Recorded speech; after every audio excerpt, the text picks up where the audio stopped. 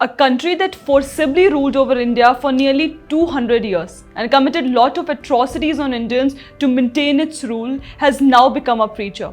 Yes, we're talking about the United Kingdom.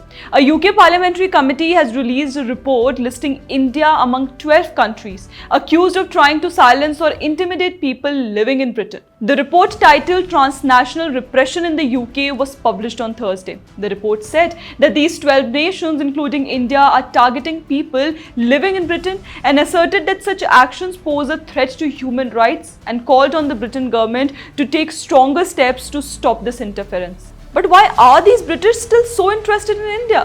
One is well aware of the biased reporting of propagandist BBC, who even feel ashamed of calling a terrorist, now want to give a sermon to India. What right does a small country like Britain, both in terms of population and size, have to target India? However, it overlooks the fact that it is just the United Kingdom and India, a large nation. It is important that United Kingdom should know that India has never believed in interfering in the affairs of other countries. Britain has time and again been seen as promoting certain groups working against India, Sikhs for Justice being one of them.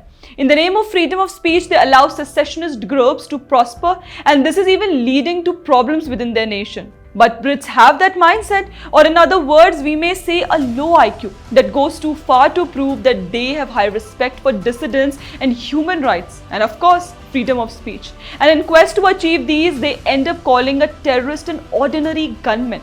But then, a strong nation like India is least bothered by what a parliamentary report in the UK says. India, under a strong PM like Modi, will no longer take the UK's discourse, and the latter should understand the sooner the better.